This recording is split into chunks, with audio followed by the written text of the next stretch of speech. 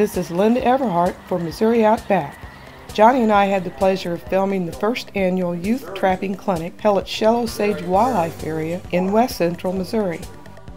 The clinic was sponsored by the Missouri Department of Conservation and the Missouri Trappers Association and hosted by Jim Braithwaite. But we got some of the best trappers in the whole state are here to help me. So first one I'd like to introduce is Mr. Earl Buck.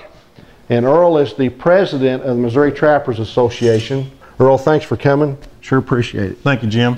My name is Earl Buck. I'm from the Missouri Trappers Association. I am the acting president at this time. Trapping is hard work.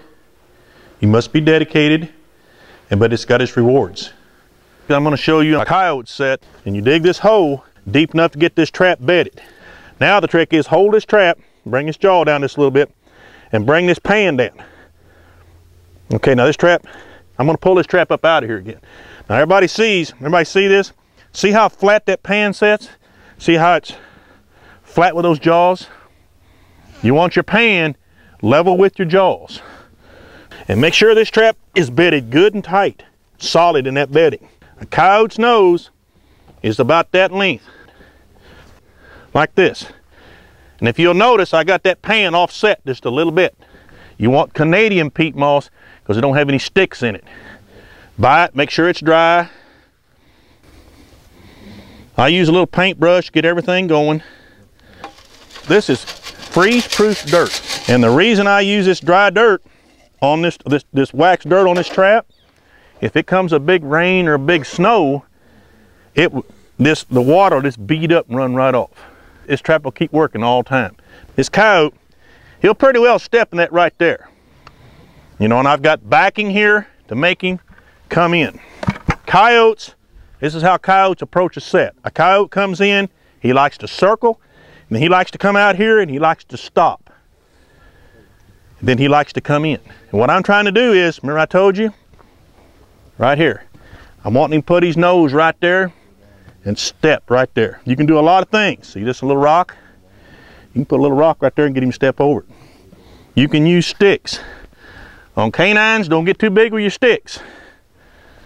Right, like this right here. That'll work. The reason I'm changing gloves, these are my bait and lure gloves.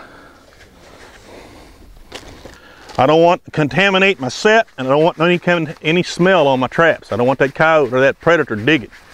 I use sheep's wool. I take this piece of wool and I lay it right there like that right there in that hole. In warm weather, I don't use very much lure, maybe just a few drops. If the colder it gets, I'll probably use just about a capful. Right on the wool, like that right there.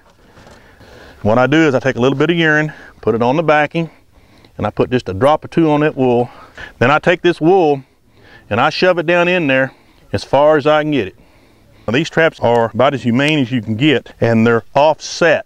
Here comes the coyote, and he's getting ready to take step from here and put his foot here and put his nose. Okay,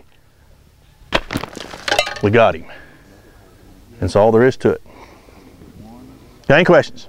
It's very enjoyable to be out there with nature, you know, by yourself with a buddy or whatever, and you learn a lot about the animals that you're trapping and you're working with, don't you? And if you don't learn it from somebody else, the animals are going to teach you too. You can actually bring a beaver to you.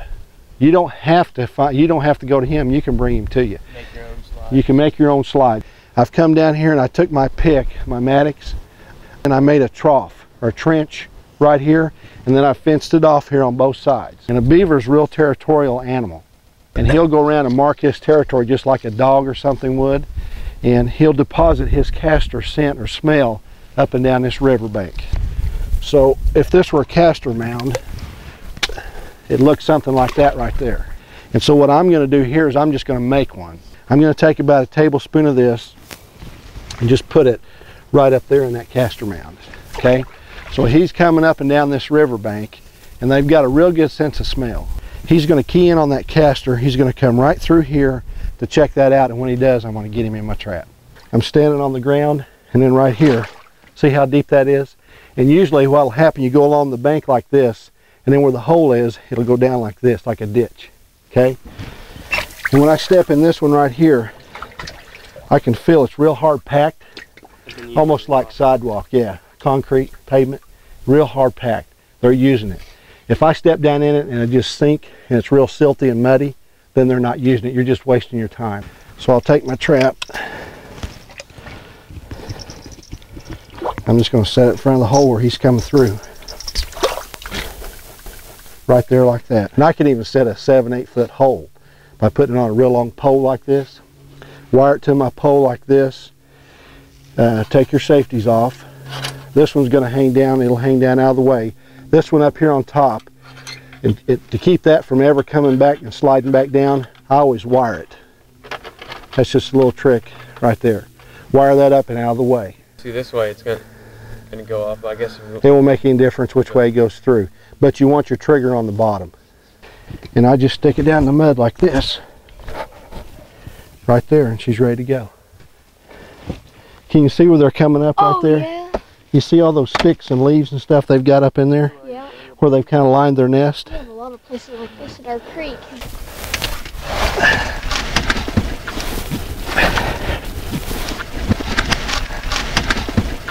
You kind of see a little place there where he's been, he's already notched it out kind of, where he's been coming and going up and down there.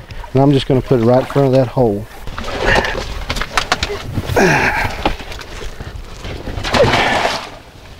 Okay. All right, guys, we've got a beaver in here that Jim caught.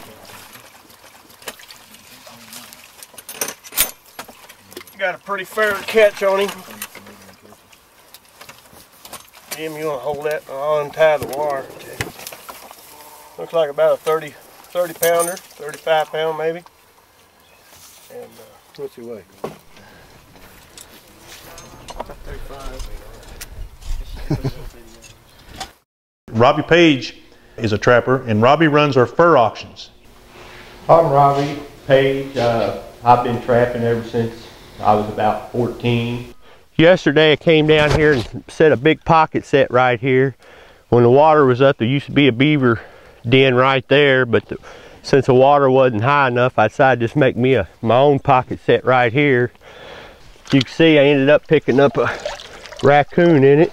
I used to set the 1.5 coil spring for coon tight up against the hole. Then I found out that I was missing a lot of otters. So what I ended up doing, I started moving my trap back about the length of my hand from my tip of my finger to my wrist and offsetting a little bit. And I started catching more coon by the hind foot that way, but also I started catching more otter that way in my coon set. The way I have my drowner rigged up, I have 1/8 inch cable. It's got an adjustable loop on each end. It's got a 4-way swivel on it. A quick link. Right here I can set my drowners out ahead of time and just come in and just set the trap. And it allows the critter to go out in deep water and drown real quickly, but it can't come back up. So it makes for a quick check in the morning and a quick humane kill. This little trap right here, this number 11, little foothold trap, these were used for the otter restoration project. This is what the otter were caught in Louisiana and brought over here to Missouri and restocked. So when you have people tell you, you know, if you use a foothold trap that it's going to kill the animal and they're going to chew their foot off, it's just not so. We're going to release this one. I want to stress here safety. Raccoons are one of the most vulnerable to rabies and distemper, so if you've never done this before, have somebody that's done it with you the first time and just be careful.